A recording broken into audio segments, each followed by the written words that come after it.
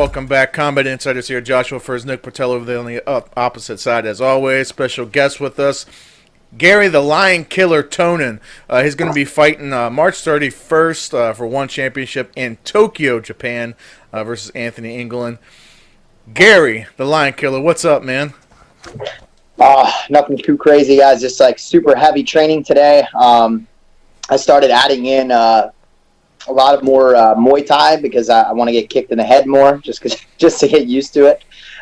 So I do that like an extra couple sessions a week, which usually Tuesday, Thursdays are a little bit less work for me, but now they're like just as much work as my Mondays, Wednesday, Friday. So I'm really feeling it, with no carb diet and getting beat up every day, all day. It's wearing on me. I have two sparring sessions and one jiu-jitsu session today, and I just drove about an hour and 15 minutes home, so we're getting there. To eat a low-carb diet. That's it. Yes. Look, this is something that you'll very rarely see. This is me eating broccoli right here. Is this how we know you're in camp? That's it? When the broccoli's out, yeah. It's time? That's proof right there. Normally, my system would just immediately reject that, and I'd throw it up for sure, but I need it. You got to keep it down. So your opponent, this is an interesting match. I actually like it. So he's 8-5. You're 3-0. Do you ever wonder, because almost half of his wins are via submission, does it ever play into your mind, like, obviously the idea of trying to take you down and have a grappling match isn't the smartest idea for most of the population that you'll ever come across. Do you ever have it in the back of your mind they might try to, like, shock you? Like, oh, let me take him down and try to submit him real quick. Like this. I don't think the shock value part of it doesn't really cross my mind. But what does cross my mind is like because the fans in general that follow the sport are just very like fickle and unknowledgeable, I would say overall. So sorry fans, but that's just a fact. So what goes through my head more than like somebody surprise submitting me. It's like me getting like, hit really hard, wobbled or something like that, and then somebody snatching a hold of submission hold, and then the report afterwards is going to be like Garry sucks at jiu-jitsu because he got submitted by some dude when he was halfway unconscious. Like that kind of shit happens all the time. You get like a good jiu-jitsu guy in there, he gets smacked a couple times in the head, and then anybody could get submitted under those circumstances if you could apply a half decent strangle. So. Yeah. That definitely does cross my mind because, that's just a completely different condition that would ever exist in a grappling match. Right. I mean, when you get hit, it's especially with those 4-ounce gloves, it's just so unsettling. It's one thing in sparring, you got 16-ounce gloves on, maybe headgear, you get bopped, get shaken up a little bit. It's not that big of a deal. And when you get hit with these 4-ounce gloves, I mean, every single hit sometimes is like a blackout for a second. It's like, whoa, what was that? So I think anything can happen, but that's the only thing that crosses my mind. I don't think it'll be like part of his strategy, but I could see him like, trying to hit me enough that I'd be wobbled and then jumping on a guillotine or something. Do you find any extra pressure? This is such a big card. It's the first card with Eddie and DJ on this one and for one championship. Is there any extra pressure being on a big card like that? Absolutely, man. I think it's something that I really wanted, but at the same time, it's a big part of what's driving me to work so much harder for this fight, I think, than any other fight that I've had so far. I mean, I always think I put a pretty high output of work, but I've been studying more. I've been doing more sessions. Like I told you, I bumped those up a little bit. And a lot of that has to do with, one, my opponent is much tougher. I mean, like you guys said half his wins are via submission, but he also KOs people a decent amount. On the same card that I fought on last, he head kicked knockout somebody in like 40 seconds. So because of all those factors, the fact that my opponent's more dangerous, the fact that I'm fighting on this big card and everybody's going to, like all eyes are going to be on this card because of how many amazing athletes are going to be on it. For all those reasons, I'm taking it even more seriously than I normally would. So is it an anxiety-driven situation? Absolutely, but it's also that anxiety kind of breeds a higher level of effort on my part to prepare. So I'm kind of happy for that. I'll tell you something I noticed with you is super impressive. Is that I remember seeing an interview you did about your first fight that you were kind of like, it was your first time actually striking in a pro fight, but every fight you're your striking seems to like double and triple in efficiency. How do you feel because you didn't have all the extra sessions before, like you were just training as normal. How do you feel you've progressed from your last win till now with all these extra Muay Thai and extra striking sessions? Yeah, I'd like to believe that. I'll that make the same level of improvement that I did from my second to third fight and first to second, etc. I'd like to believe that the same change in skill will be there. At a certain point, it's going to decline, right? Like there's just at the beginning when you start something new, there's a learning curve, and everything you learn makes you better. So you just get better very fast. I think. Right. I do believe that the methodology of training that we use and things definitely increases that. But of course, like you're going to see pretty big jumps. I would say you would see that in almost anybody, just simply because it's something that I wasn't doing before. It'd be one thing if I've been doing this for the past 5 years, and then I think it would be more surprising if I all of a sudden got better between fights if that was the case. But right now, because it's these are my first few fights, I think you're going to see that a lot. I hope that you see that during this one. You never really know until you get out there. Like I said, with those 4-ounce gloves, everything changes a little bit in terms of game plan and everything. But I would hope that all the hard work and everything that I said before will show. Come Sunday, March 31st. I really hope that that's going to be the case. I can't exactly say what is going to look better than it did last time. One big thing that I would have liked to improve on is there was a couple of power shots that I went for. Not a couple, it was like literally every one in my last fight, where I just stood still afterwards. And so one big improvement is just being more defensively responsible after a blitzing attack. And hopefully that looks a little bit better this fight than as opposed to the last fight. You know what I think the difference is and why the improvement is so impressive? Because it's not like, how guys go into their pro career and they start at, a regional show and then they move their way up and you went right into one of the big three. Yeah. Right from the gate. And I think that's the part that makes it impressive. Because It's one thing if, you're starting with other guys. I mean, the reality is if you fought an MMA fight against guys who were having their first pro fight, but with your background, odds are you would be able to, even if you couldn't strike at all, you'd be able to move around, take them down, and you're very at home there. So I think it's because of the level you started at. I mean, Josh, does that make kind of sense? Like he just went right into one of the big three, and that doesn't always happen. Yeah, I mean, it's almost kind of unprecedented. I mean, I'm sure there's a few people that's done it, but man, like you said, the pressure that I'm sure you put on yourself, like you said, your fourth fight. You're on this huge card, man, with DJ and Eddie, like I was saying, and the confidence that one championship must have in you to put you on this big of a card, I think that speaks volumes about, the talent that you are. And I'm not, just kissing your ass because you're here, but, it speaks volumes, man. Speaking of you and your talent, we were talking, I think we talked to you last time about, like, maybe some fantasy matchups, I guess, with you because you're so freaking good, like your ground game. Zabit and Ryan Hall were two names right off the top of my head that kind of shot out. I guess maybe speak on it, man. What do you think about that? What do you think about a Ryan Hall or a Zabit fight? Maybe down the line. I don't really. I usually don't say much about this kind of stuff, just simply because we're obviously in different organizations. So. Sure. If it was ever going to happen, it would be quite a while before that would take place. I think what a lot of people don't realize is like how difficult like people moving to different organizations actually is. So like one way or the other, whether it would be me or them or whatever the case may be, for us to find ourselves fighting each other, like I'm saying minimum, probably, unless some kind of crazy negotiation took place, that would take like a year and a half. You know what I mean? Or, like imagine one of those guys decided, done with UFC. I'd like to go over to one championship. Like it takes a while because these contracts are written so that you can't do that, man. You can't just like leave. Well, just sheer fantasy. Let's take that part off the table. Just sheer fantasy.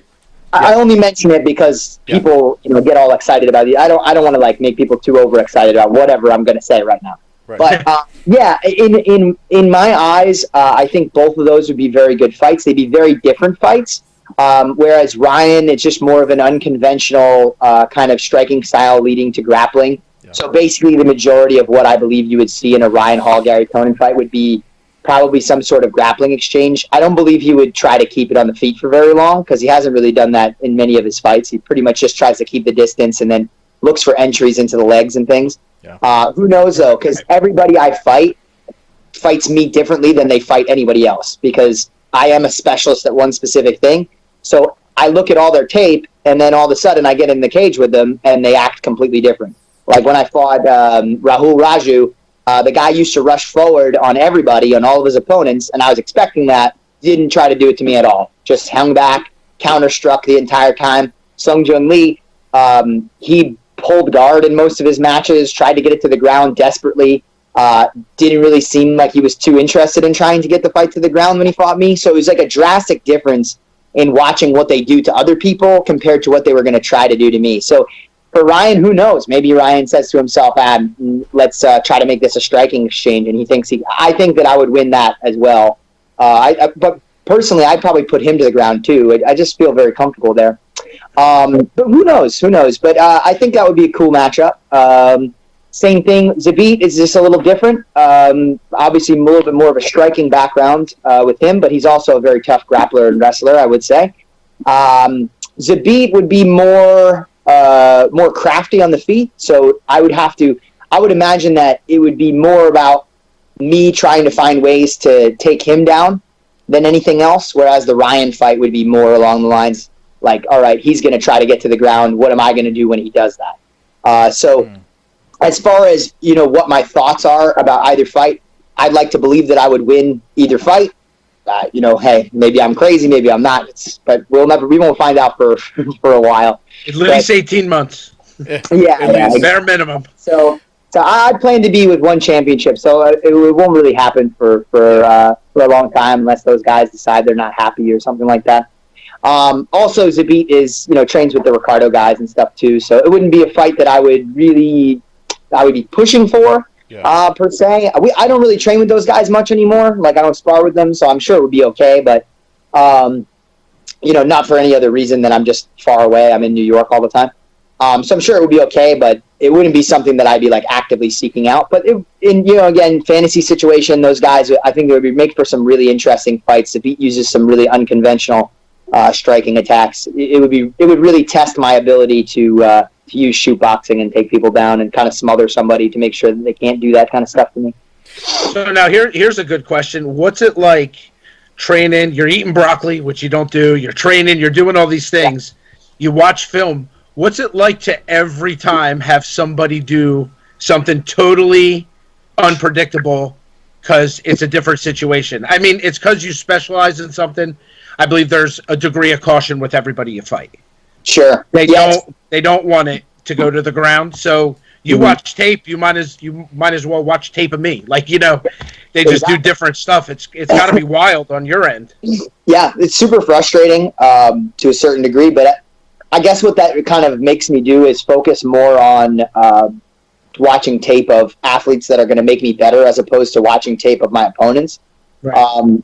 I put a little bit more stock into watching tape of my opponents in the past, and I just don't know how important that's going to be for me anymore, at least for a while. I'm not going to be naive. I'll watch things here and there, but if I'm honest with you, as far as Anthony's concerned, I watched a few of his fights when they first offered me the fight, and then I haven't really paid much attention to anything other than him in that head kick knockout. So I assume he'll fight me like much differently than he's fought his previous opponents, but we'll see. But yeah, it's frustrating from the end of like, you want to game plan around what somebody does. It's difficult to do. So my game plan is just make myself as good as I could possibly be leading up to the fight and make myself unpredictable so that the opponent has a difficult time responding. And then, of course, I would say that there's some commonalities in how people will respond to me overall.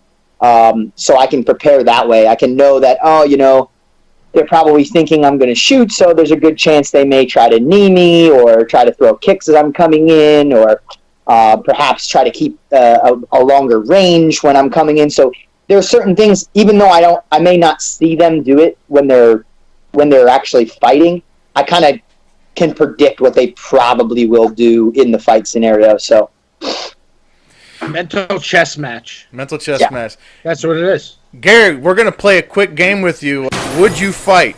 And what it is, it's a game about would you fight people based on their nicknames alone. Don't worry about who they are, or the actual names aren't, it's irrelevant. This is strictly based on just their nicknames.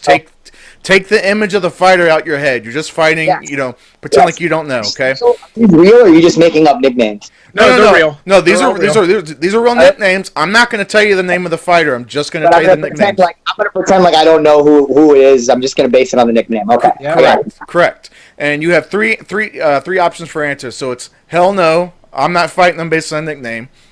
If I have to, you get the idea of that one. And psh, like hell yeah, I'll fight them. Okay. All right. You ready? The situation. Yes. I think I'll take that fight. That's not too bad. I can handle that level of nickname. It's a little, it's a little play on words, a little bit of a joke. Landslide. Landslide.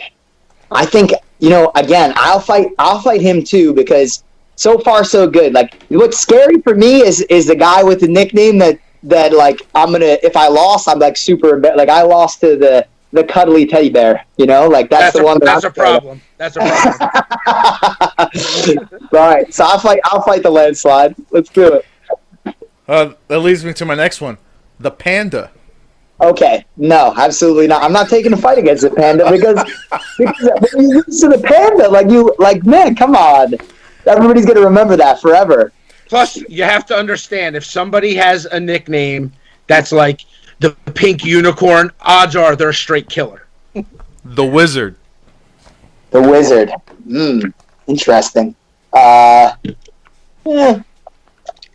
Yes, I'll fight the wizard. I don't know I don't know what kind of chances I have considering my lack of magical abilities, but you're in. You're in for it. Good. The truth. The truth. Man, that's like I don't know how I feel about that one. We're gonna go with if I have to. If I have to. Okay. If I have to. I don't know if I really want to. If I want to fight against the truth, I feel like I'm the bad guy at this point. Like. I want to throw one more in just because we've heard it so many times. The hillbilly hammer. No, I don't want to fight the hillbilly hammer. That's what we said too. That's what we said. Absolutely not, man. I'm good. Nope. Yeah, that's what we said. And see, when we play this game with somebody else, my guess would be they don't want to fight a lion killer either. Because we've had this conversation. You're on our we're not fucking with him list. Like, we're not, based on nickname alone, we're not, he's out in the jungle killing animals. No, we're done with him. That's it. Just to recap that real quick. So, situation, you're fighting. Landslide, you're fighting. The wizard, I think you said, I'll fight him if I have to.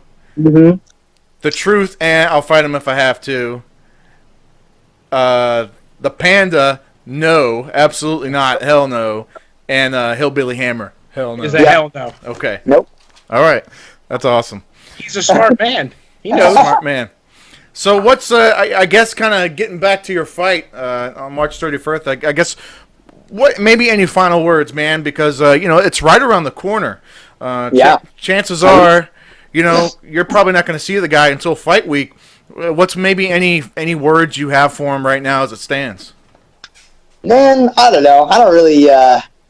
It's kind of weird because like I said, like the only thing I really know about the guy is he was on the last fight card I was on. He was pretty nice to me overall, like when I was out there, and then he crushed somebody's face with his foot and instantly won his fight in 40 seconds.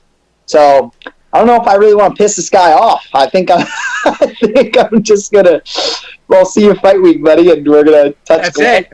I'm gonna try to see what I can do.